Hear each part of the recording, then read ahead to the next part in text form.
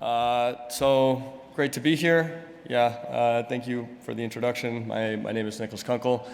I've been working on oracles at Maker for almost, I think, 3 or 4 years now. So I'd like to think I have a pretty good grasp of what they need to be, where they're going, of the kind of fundamental problem itself. Fun fact, we were actually one of the first oracles on Ethereum. When we were building Maker, there were no oracle solutions off the shelf, and we needed something. So we're like, okay, let's roll our own. And the thought process was kind of, oh yeah, we'll just use this until like something better comes along. And then nothing ever really fit kind of what we were looking for, and then that's kind of how we ended up here where we are today. But I digress. I want to start off kind of talking a little bit about the current state of DeFi, right? We've had like an incredible 2-year kind of crazy bull run, fueled by, you can call it NFTs, or you can call it, cheap capital. But it's quite amazing, the amount of growth that we've experienced, and I just want to highlight a couple different areas. So this is the TVL, right? So the total amount of value locked in DeFi, right? And if you compare it back to 2020, right, you're looking at like $500 million. At its peak, right, we were, I believe, around like 275 billion, now back down to 105. But even $500 million to 105 billion in the span of 2 years is absolute craziness, right? This is the DAI supply, right? So for those of you who don't know, DAI is a stable coin, right? And it's created by people borrowing DAI. Right, and so every DAI is backed by more than $1 worth of assets. And so, going back to, January 1st of 2020, the DAI supply was 73 million. Earlier this year, we hit like a top line DAI supply of over 10 billion. And now I believe we're at about 7 billion. So also just absolutely insane, like the amount of growth that we've experienced there. Looking on the AMM side, right, these past 2 years is where AMMs have really come into their own and really started competing with centralized exchanges in a variety of metrics, right? So one of the things I want to look at is market depth, right? So this is like the amount of liquidity, right, available. You can see that Coinbase actually is and Uniswap are like neck and neck, right? So there's been times where Uniswap is higher, there's been times where Coinbase is higher, but Coinbase is really like the #1 like U.S. exchange, right? So for Uniswap to really take the fight to them in just a few years is absolute craziness, right? Right, and then you compare it to something like Binance. Binance has an even, sometimes you would even an order of magnitude more volume than something like Coinbase does, right? And so in that context, looking at Uniswap and saying, okay, it has better liquidity than any top-of-the-line exchange, that's, I would not have believed you if you told me 2 years ago that we would be here. That is not to say that, DeFi is winning on every metric, right? So on volume, Uniswap's still getting their lunch eaten by Binance, right? But, given that the liquidity is more competitive on Uniswap, and I believe that trend will continue, right? Traders are going to go right where they have the least slippage. And so this volume graph is going to change over the next few months to years. Here you can see just the on-chain volume of stablecoins, and this I think is a little bit like often overlooked. It's actually amazing the amount of stablecoin like velocity of like stablecoins traveling back and forth. and how much that's grown. For reference, PayPal in, I believe it was 2021, did about 1.25, like 1.25 billion, or yeah, 1.25 billion, right? So we are just killing them at the moment, right? Now those two aren't exactly, like, it's a bit of an apples to oranges comparison, right? Because these are, volume of stablecoins tends to have to do with like, right, swaps, versus PayPal is actually like payment for goods and services. But it's already flippant, like, easily.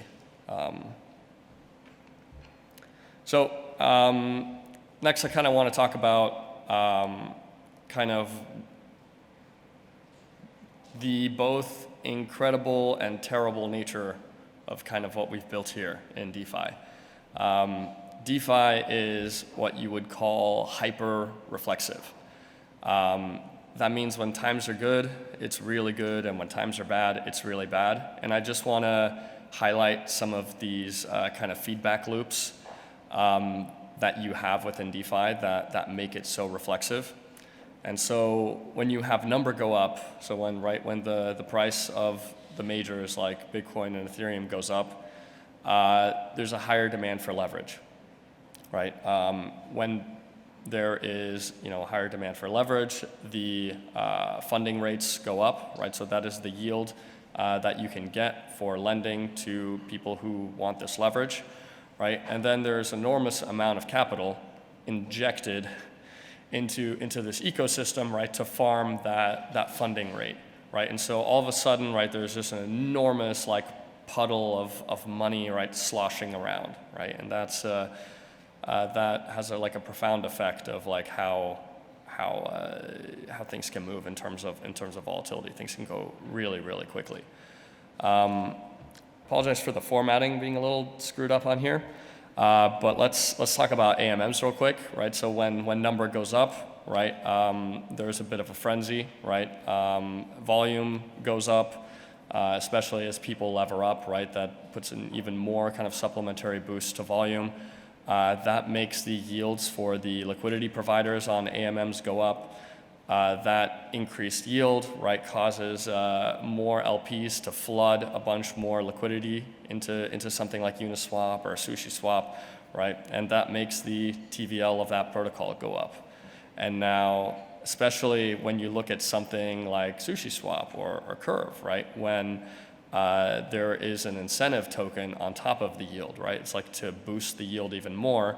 TVL is kind of used as this vanity metric, right, for saying, okay, this protocol is this big, right, and the token price is almost a reflection of this confidence in how big the protocol is, right? So you get this loop of, more liquidity, essentially putting the TVL up, raising the token price, right, and increasing the yield even more, and it's this positive feedback loop. You kind of have the same thing with these yield farms. So yield farms will release a token, right, and given to you as an incentive in the form of yield. As the people pile in to farm this yield, right, the TVL goes up. The protocol all of a sudden looks like it has genuine activity. It's taking off, right? There is, people don't want to dump their yield token, right? They're like, oh, this is a thing. This is my ticket, right? We all gonna make it. Number goes up, right? As number goes up, so does the yield, right? And we basically just keep feedback looping, like on top of this, on top of this, on top of this, right? Until this confidence game is done. And last, DeFi lending, right? So Aave, Compound, Rari, Maker, right, is also like heavily kind of intertwined here, right? Because as they hold an enormous amount of Bitcoin and Ethereum on their kind of balance sheets, if you will. As the total value locked, goes up because of the price increasing of those, right? There is more borrowing, right? Because users can now borrow more against their appreciated assets, right? The more people borrow, right, the more the lending yield goes up, right? And then more lenders flood in, right, to collect that yield, right? And there's even relationships between these, right? So people may arb the lending yield with the yield farming yield, right? So if Stargate is giving you 20% on DAI, right, and you can borrow DAI from Maker at 2%, right? You can arb that yield, right? And so essentially you lock up some ETH in Maker, right? Maker TVL goes up, that has its own little feedback loop, right? You borrow DAI, you then put your DAI in this yield farm. The yield farm TVL goes up, right? It looks like it has more assets under its balance sheet, right? Everything looks really, really rosy from every angle that you kind of look at it. The problem here is when number stops going up, all of this kind of falls apart, and all of this kind of goes in reverse. And you maybe have noticed from most of these graphs, right? There's a peak, and then you go down, right? There's a peak, and then you go down, right? There is a peak, and then you go down. And so what we really need is a more sustainable way to scale DeFi that is really independent of the macro context of number go up or number go down. That is the only way that DeFi is really going to make it. And so I would argue that the way to do this is through what we call real-world assets. It's about connecting DeFi to the real world, right? It's not about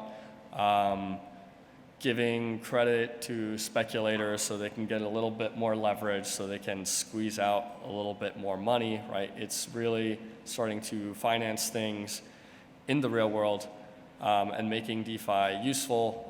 This is not just going to help DeFi scale from like an AUM perspective, it's also going to help a ton with regulators because if you can show that you are enacting positive changes, let's say, let's take the US for example, right? You have an interesting legal system there, right? Congress makes laws, right? Let's say you are funding a huge public works project, right, in a particular state. Well, that state now probably wants to support you, right, because you've created a lot of jobs, right? And this is not, crypto specific, right? This is just kind of how it works in general, right? So the more you can plug DeFi into the real world, the more you can have impact kind of positive changes in the real world, the less suspicious people are going to look at DeFi at. So this is kind of like a win-win on both sides of the aisle. So just how many assets are out there? Well, there's like over $100 trillion of assets floating around in the financial system, right? Going back to the first slide for a second, right? It was $100 billion TVL in DeFi right now, right? That's it's less than 0.1%, right? That's how early DeFi still is. Right, and so even if, let's say the world falls apart and, we are in a multi-year bear market, I don't think it really matters. Because as long as we can Pac-Man and just start, or Kirby, if you will, just start absorbing all of these assets into DeFi, the growth from that is going to outscale any negative repercussions from a recession. This is also really symbiotic with the type of rates environment that we're starting to encounter and will probably see continue to develop, right? So the Fed has already started raising rates. I believe we're at around like 1% now, and it's expected, right, that in the next few sessions they're going to raise by 50 bips. We'll see if they follow through. But conceivably, the market right now is pricing in that the Fed will have a 2.5% federal funds rate by the end of 2022. The ECB has also announced plans that they're looking to raise rates, and the market is pricing in that they're going to either begin in July or September. And this type of environment where rates are higher means the cost of capital for everyone kind of goes up. And this is really where DeFi starts to shine, because DeFi really has significantly lower overhead than traditional finance institutions because of the built-in like automation, because of the trustless nature, right? We have less middlemen, less counterparties, right, that either slow things down or make things more expensive, or both.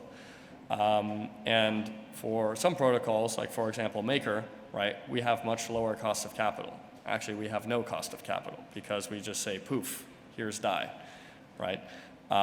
So we feel we're like much more competitive than other commercial lenders, right? Because we can effectively outcompete them on cost. And so this is like quite promising, actually. But there's some missing pieces that we need to make this work. And so the one I want to talk about today, right, is these real-world asset oracles.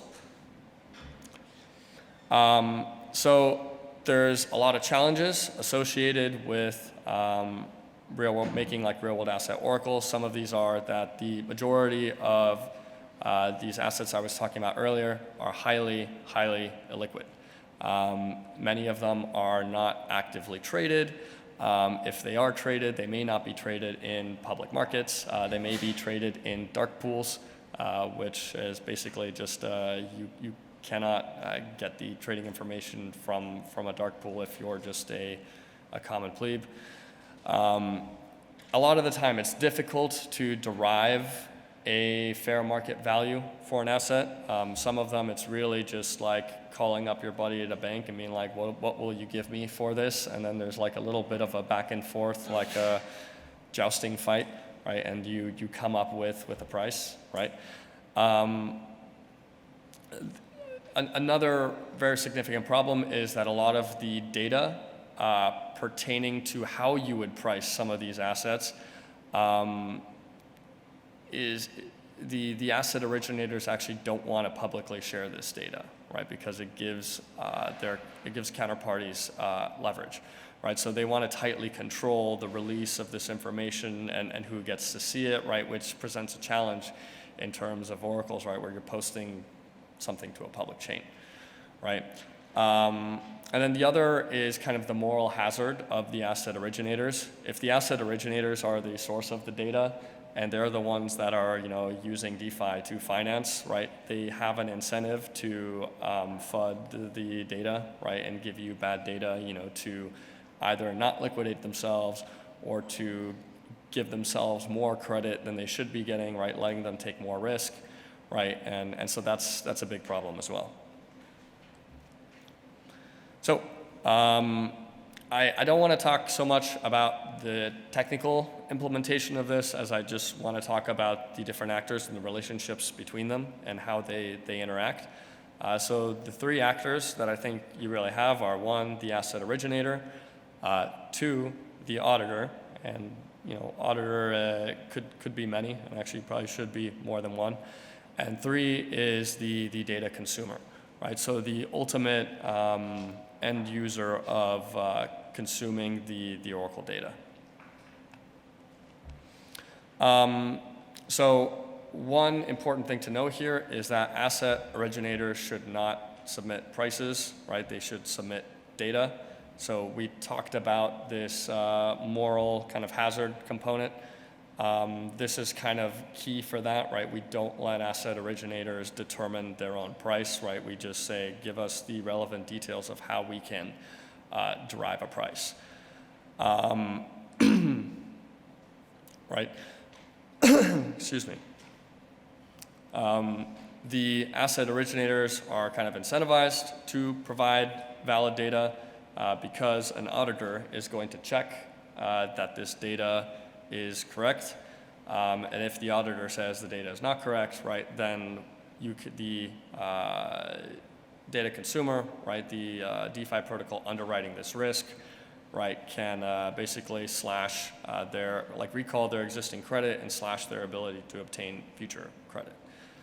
But nevertheless, you have to assume that asset originators are adversarial, right, that they're trying to get an edge on you whenever they can.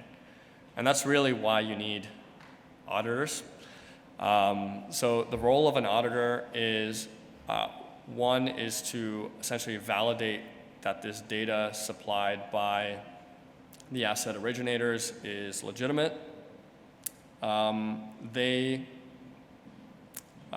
essentially just follow instructions. They don't do anything that's opinionated, right? So the data consumer will define a data model for how the price should be derived. And all the auditor has to do after they've validated the data inputs, right, is just plug it into this model, price gets spit out, and they just sign that kind of derived price, and they include a hash of the input data, right? So the asset originator doesn't want the input data to be leaked, right? So we can just fingerprint it with a hash, right? And the asset originator and auditor can have their own kind of legal agreement, right, about this, some kind of non-disclosure agreement, right, about the data. There are technology things you can do to make that a more cryptographic guarantee than a legal guarantee, right? Like a zero knowledge proof would actually be perfect for this, right? Where you want to prove a fact to someone, right, without giving up the input data. But funnily enough, enterprises or traditional finance institutions are so far behind on that curve that they actually much rather prefer the contract that says we will not share your data than us yelling at them and saying, no, this cryptographic proof, guarantees it. But hopefully they catch up pretty soon. So it's also important to note that the data consumer is the one paying the auditor, and so the auditor actually has like a fiduciary responsibility to the data consumer and not to the asset originator. That's really important. If any of you guys have ever seen The Big Short, right, there's this great scene, right, where they're in the room of one of the rating agencies, right, and the rating agencies are basically like, these banks are bringing us business. If we don't give them the ratings, right, they won't bring us that business, right? It's a conflict of interest, right? And so you need to make sure that the auditor and the asset originator are like on opposite ends of the table. And last, you have data consumers, right? So data consumers just consume these derived prices. Typically, you're not going to want to trust just one auditor, right? There's too much risk. So really, you'd want a set of auditors, right? And then filtering out outliers, right? Maybe you take the median. Maybe you have different trust ratings for different auditors, and so you do some kind of weighted transformation. But the point is that you have some kind of quorum. It's important to note that undefined is actually a valid price, right?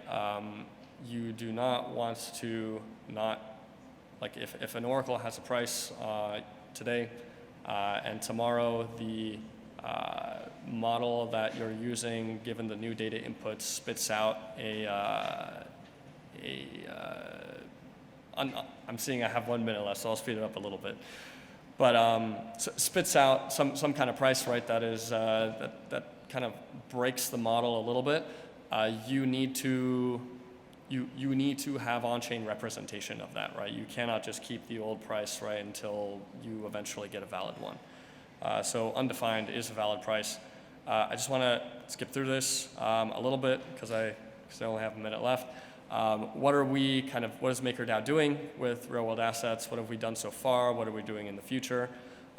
So one of the things we've onboarded is with a company called New Silver. New Silver does bridge loans.